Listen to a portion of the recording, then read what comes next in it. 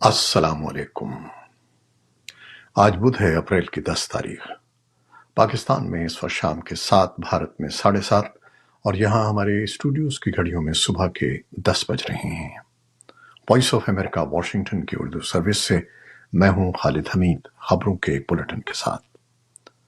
اپنے تمام ناظرین کو عید کی مبارکباد دیتے ہوئے ہم اپنے آج کے بلٹن کا آغاز کرتے ہیں۔ صدر جو بائیڈن نے عید الفطر پر نیک خواہشات کا اظہار کرتے ہوئے کہا ہے کہ وہ ان لوگوں کا بھی سوچتے ہیں جو غزہ اور سوڈان جیسی جگہوں سمیت تنازعات، بھوک اور بے گھر ہونے کی تکلیفیں جھیل رہے ہیں۔ انہوں نے social media platform X پر ایک پوسٹ میں کہا کہ آج جب مسلم برادریاں عید الفطر کی خوشیاں منا رہی ہیں، وہ بہت سے لوگوں کی محسوس کی جانے والی تکلیف کے بارے میں بھی سوچ رہے ہیں۔ وائٹ ہاؤس کے ایکس اکاؤنٹ پر شیئر کی گئی ایک اور پوسٹ میں صدر جو بائیڈن اور نائب صدر کملا ہیرس کی جانب سے امریکہ اور دنیا بھر میں مسلمانوں کے لیے عید الفطر کے موقع پر نیک تمناؤں کا اظہار کیا گیا ہے۔ پاکستان کے وزیر اعظم شہباز شریف نے بھی قوم اور مسلم دنیا کو عید الفطر کی مبارکباد دی ہے۔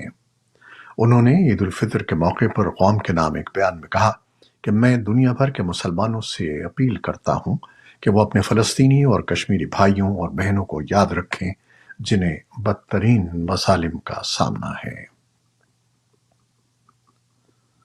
پاکستان میں مسلمانوں نے بدھ کے روز کراچی کے پارکوں اور کھیلوں کے میدانوں میں عید الفطر کی نماز ادا کی اور اسرائیل اور حماس کے درمیان جنگ کے دوران فلسطینیوں کے حالات میں بہتری کی دعا کی۔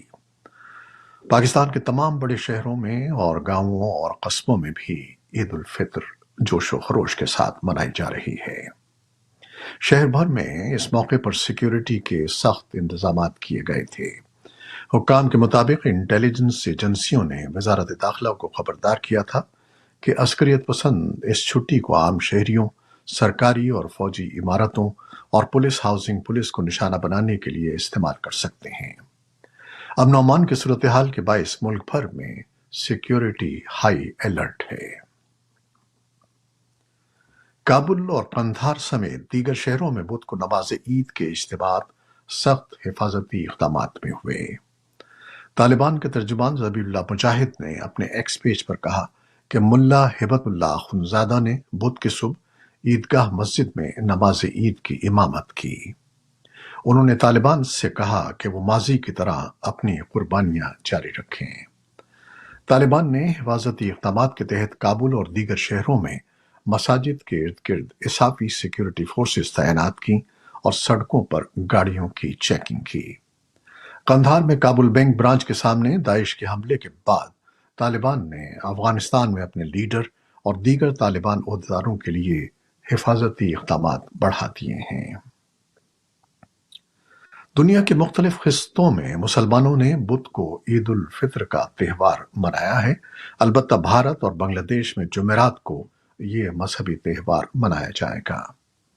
اسلامی کیلنڈر میں مہینوں کا آغاز چاند دیکھ کر کیا جاتا ہے، اس لیے مختلف خطوں اور ممالک میں عید مختلف دنوں میں منائی جاتی ہے۔ بھارت کی مشرقی ریاست چھتیس گڑھ میں ایک بس الٹ کر کھائی میں گرنے سے کم از کم 12 مزدور ہلاک اور 14 زخمی ہو گئے۔ ایک ضلعی اہلکار نے بتایا کہ بس مقامی فیکٹری سے مزدوروں کو لے کر جا رہی تھی جب اچانک کنٹرول کھو بیٹھی اور سڑک سے نیچے جا گری۔ حادثے کی تحقیقات کی جا رہی ہیں اور کمپنی نے مزدوروں کے اہل خانہ کو معاوضے کی پیشکش کی ہے۔ صدر جو بائیڈن نے منگل کو نشر ہونے والے ایک انٹرویو میں کہا ہے کہ وزیر اعظم بنیامین نتنیاہو کی غلط پالیسی غزہ کی پالیسی ایک غلطی تھی، اور انہوں نے اسرائیل پر زور دیا کہ وہ جنگ بندی کا مطالبہ کرے۔ جنگ بندی پر ان کے ریمارکس نے ان کے گزشتہ بیانات میں ایک تبدیلی کی نشاندہی کی ہے، جس میں انہوں نے کہا تھا کہ یہ ذمہ داری اب حماس پر ہے کہ وہ جنگ بندی اور یرغمالیوں کی رہائی کے معاہدے پر راضی ہو۔ صدر بائیڈن نے اس بات کا اعادہ کیا ہے کہ گزشتہ ہفتے انہوں نے اسرائیلی ڈرون حملے کو اشتعال انگیز قرار دیا تھا، جس میں غزہ میں ایک امریکی خیراتی ادارے کے 7 امدادی کارکن ہلاک ہو گئے تھے۔ امریکہ کی قومی سلامتی کے مشیر جیک سلیون نے منگل کو کہا کہ اسرائیل نے غزہ کے جنوبی شہر رفح میں بڑے حملے کے آغاز کے لیے امریکہ کو کسی مخصوص تاریخ سے آگاہ نہیں کیا ہے۔ یہ بیان اسرائیلی وزیر اعظم نیتن یاہو کے اس عزم کے ایک روز بعد سامنے آیا ہے جس میں انہوں نے کہا تھا کہ رفح پر حملے کی تاریخ طے کر دی گئی ہے۔ سلیون نے کہا کہ امریکی اور اسرائیلی حکام رابطے میں ہیں اور انتظامیہ اس بات پر زور دیتی رہی ہے کہ کسی بھی فوجی آپریشن میں شہریوں کی حفاظت کو یقینی بنایا جائے۔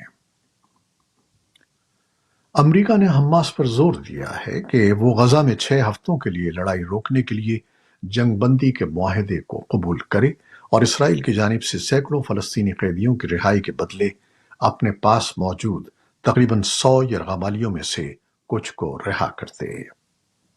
امریکی وزیر خارجہ اینٹنی بلنکن نے واشنگٹن میں نامہ نگاروں کو بتایا کہ گزشتہ ہفتے کے آخر میں قاہرہ میں حماس کو پیشکش کی گئی کہ یہ ایک انتہائی سنجیدہ تجویز ہے اور اسے قبول کیا جانا چاہیے۔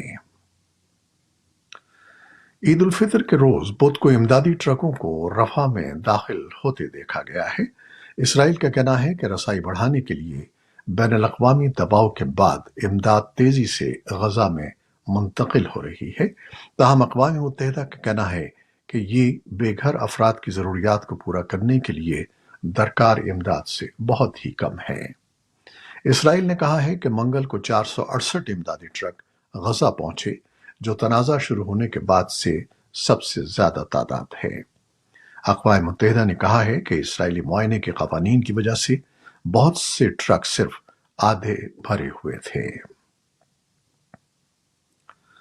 حماس کی تحویل میں یرغمالیوں کے رشتہ داروں نے امریکہ کے نائب صدر کاملا ہیرس سے منگل کو ملاقات کر کے غزہ میں اپنے پیاروں کی رہائی کا مطالبہ کیا۔